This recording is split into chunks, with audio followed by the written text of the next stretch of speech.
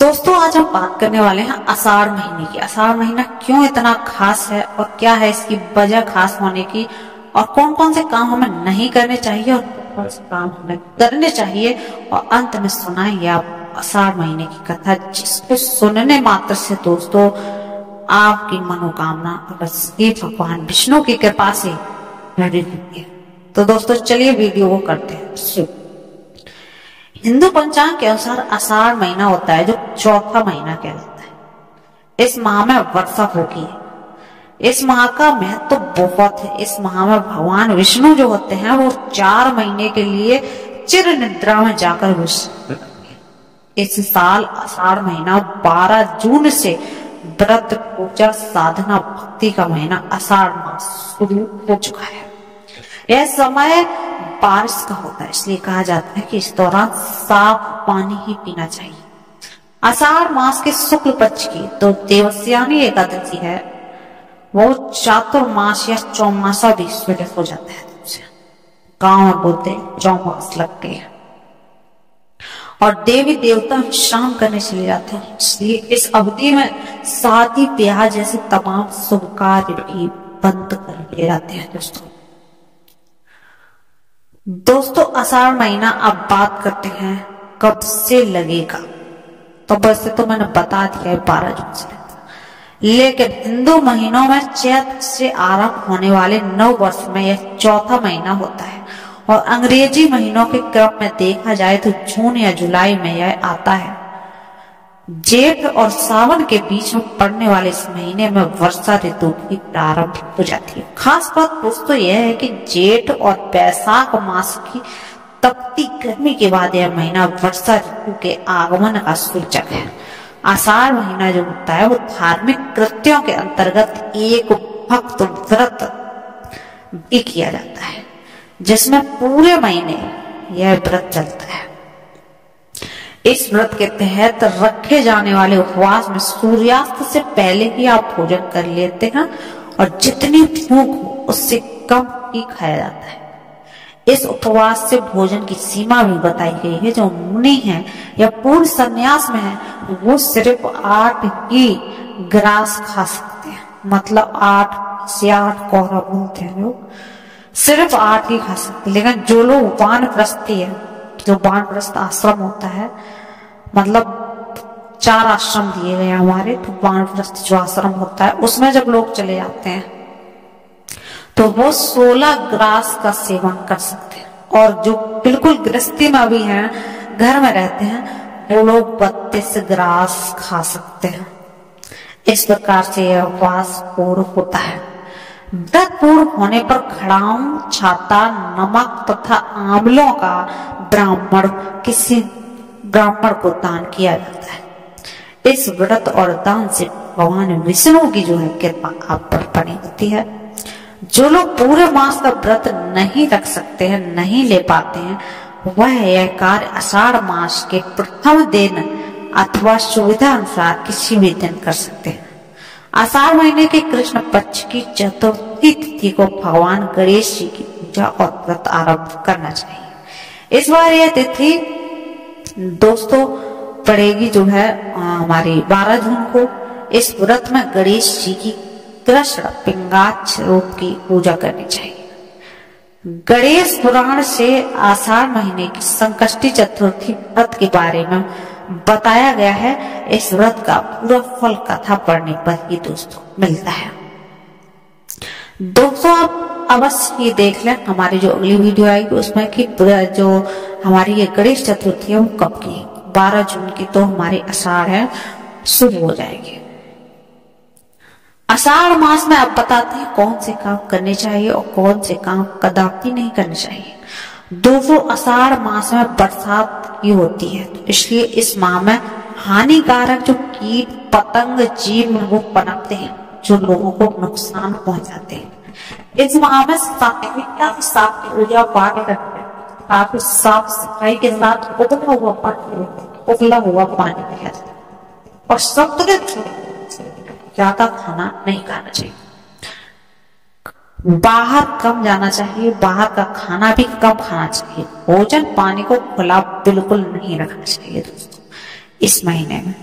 आषाढ़ मास शुभ होता है चंद्र दर्शन के लिए दोस्तों। कहते हैं इस चतुर्थी के दिन चंद्र दर्शन को बहुत ही शुभ माना जाता है। चंद्रोदय के बाद ही व्रत पूर्ण होता है। मान्यता यह है कि जो व्यक्ति इस दिन व्रत रखता है उसकी संतान संबंधी समस्या दोस्तों दूर होती है। अपयश और बदनामी के योग भी कट जाते हैं। हर तरह के कार्यों में आपकी बाधा दूर होती है। आषाढ़ माह धन तथा कर्ज संबंधी समस्याओं का समाधान होता है। आषाढ़ शुक्ल तृतीया को यदि पुष्प नक्षत्र हो तो कृष्ण बलराम तथा सुभद्रा का रथ उत्सव का आयोजन होता है। इस बार यह रथ यात्रा दोस्तों निकाली जाएगी, तो हम आपको अवश्य एक वीडियो अपलोड करेंगे जो आप देख लेना। आषाढ़ मास में ही गुप्त नवरात्रि भी दोस्तों होते हैं। यह लोगों के दूसरे नवरात्रे होते हैं। पहले नवरात्र चैत्र मास में होते हैं। इसी तरह अश्विनी मास के तीसरा नवरात्र और माघ मास में दोस्तों चौथा नवरात्र मनाया जाता है। लेकिन जो साधारण ग्रस्त हैं वो 2 नवरात्र की दोस्तों मनाते हैं। इन 4 नवरात्रों का उल्लेख सिर्फ देवी भागवत और अन्य पुराणों में किया। यह साधकों के लिए होते हैं। साधक गुप्त रूप साधना कर माँ को प्रसन्न कर शक्तियां अर्जित करते हैं। इसी तरह आषाढ़ शुक्ल पक्ष की अष्टमी के दिन महिषासुर जो दुर्गा हैं, दुर्गा को हरिद्रा कपूर तथा चंदन से युक्त जल में स्नान कराना चाहिए। तदनंतर कुमारी कन्या और ब्राह्मणों को सुस्वाद मधुर भोजन कराया जाए। तत्पश्चात दीप जलाना चाहिए। दशमी के दिन पर लक्ष्मी व्रत तमिलनाडु में अत्यंत प्रसिद्ध है। आषाढ़ी पूर्णिमा का भी बहुत महत्व है। पूर्णिमा का दिन उत्तराषाढ़ नक्षत्र होने पर 10 विश्व देवों का पूजन भी दोस्तों किया जाता है। पूर्णिमा के दिन खाद्य का दान करने से विवेक तथा बुद्धि की प्राप्ति दोस्तों होती है। भगवान सूर्य को जल चढ़ाने का दोस्तों महत्व। आषाढ़ महीने के शुक्ल पक्ष की सप्तमी तिथि पर सूर्योदय से पहले उठकर भगवान सूर्य को जल चढ़ाकर विशेष पूजा करनी चाहिए। इसके साथ ही व्रत भी रखना चाहिए। इससे सारी बीमारियां दूर होती हैं और दुश्मनों पर जीत मिलती है। भविष्य पुराण में भी भगवान सूर्य को जल चढ़ाने का महत्व बताया गया। आषाढ़ मास के व्रत के समस्त पाप नष्ट हो जाते हैं।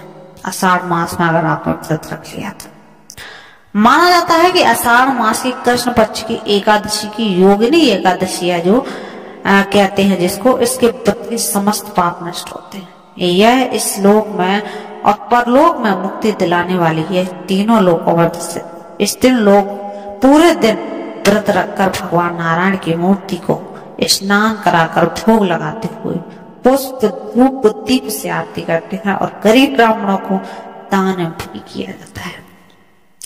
इस एकादशी के बारे में मान्यता है कि मनुष्य के सब पाप नष्ट हो जाते तथा मोक्ष की प्राप्ति होती है।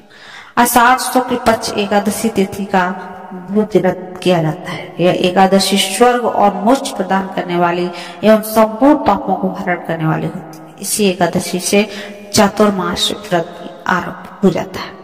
इसी दिन भगवान विष्णु क्षीर सागर में शेषनाग की शैया पर शयन करते हैं। तब तक कार्तिक शुक्ल मास की एकादशी नहीं रहती, तब तक वो सोए रहते हैं। आषाढ़ मास के शुक्ल पक्ष की पूर्णिमा को गुरु पूर्णिमा अथवा व्यास पूर्णिमा कहते हैं। इस दिन लोग अपने गुरु के पास जाते हैं तथा उच्चासन पर बैठा कर माल्यार्पण करते हैं तथा पुष्प फल वस्त्र आदि गुरु को अर्पित करते हैं। यह गुरु पूजन का दिन होता है जिसकी प्रथा प्राचीन काल से चली आ रही है। इसी तरह संपूर्ण आषाढ़ मास साधना का पर्व है जिसका सभी को दोस्तों लाभ उठाने की आवश्यकता है। दोस्तों अब बारी है आषाढ़ मास व्रत कथा की। तो दोस्तों वीडियो काफी लंबा हो रहा है, चलो सुनाते हैं शॉर्ट में आषाढ़ मास की व्रत कथा। दोस्तों जो भी इस व्रत कथा को ध्यान से सुनता है अवश्य उसका सारी मनोकामनाएं पूर्ण होती है। दोस्तों प्राचीन काल में अवंती देव नामक प्रतापी राजा थे। उन्हीं के राज्य में धर्मकेतु नामक ब्राह्मण की 2 स्त्री थी। एक का नाम सुशीला और दूसरे का नाम चंचला था। सुशीला नित्य उठती थी तो जिसका शरीर बहुत दुर्बल हो गया। वहीं चंचला कभी कोई व्रत उपवास नहीं करती थी। समय बीतने के साथ सुशीला को सुंदर कन्या हुई और चंचला को पुत्र की प्राप्ति। यह देखकर चंचला सुशीला को ताना देने लगी कि इसके व्रत उपवास करके शरीर को जर्जर कर दिया, फिर भी कन्या को जन्म दिया है। मैंने कोई व्रत नहीं किया, फिर मेरी प्राप्ति हुई है। चंचला के व्यंग्य से सुशीला दुखी रहती थी, लेकिन गणेश जी की उपासना बहुत करती थी। संकट नाशन गणेश चतुर्थी व्रत से गणेश जी प्रसन्न हो गए और रात में गणेश जी ने उसे दर्शन दिए, कहा कि तुम्हारी साधना में संतुष्ट हूँ, वरदान देता हूँ कि तेरी कन्या के मुख से निरंतर मोती और मूंगा प्रभावित होते रहेंगे, तुम सदा प्रसन्न, तुम्हें वेद शास्त्र का ज्ञाता पुत्र प्राप्त। वरदान के बाद से ही कन्या के मुख से मोती और मूंगा निकलने लगे। कुछ दिनों के बाद एक पुत्र भी हुआ। बाद में उनके पति धर्मकेतु का स्वर्गवास हो गया। उनकी मृत्यु के बाद चंचला घर का सारा धन लेकर दूसरे घर में रहने लगी, लेकिन सुशीला पति गृह में रहकर ही पुत्र और पुत्री का पालन पोषण करने लगी। इसके बाद सुशीला के पास कम से कम समय में ही दोस्तों बहुत सा धन हो गया, जिससे चंचला को बहुत ईर्ष्या होने लगी। एक दिन चंचला ने सुशीला की कन्या को कुएं में ढकेल दिया, लेकिन गणेश जी उसकी भी रक्षा की और वह सकुशल अपने माता के पास वापस आ गई। उस कन्या को देखकर चंचला को अपने किए पर दुख हुआ और उसने सुशीला से माफी मांगी। इसके बाद चंचला ने भी कष्ट निवारक संकट विनाशक गणेश जी के व्रत को किया और उसने भी अपने जीवन को धन्य बनाया। दोस्तों, ये आषाढ़ मास की जो है, आषाढ़ महीना इतना अच्छा है जो कि हमें प्राप्त हुआ है हिंदू धर्म में। इसकी बहुत ही दोस्तों मान्यता है और हमें इसका अवश्य कुछ ना कुछ फायदा। धन्यवाद दोस्तों।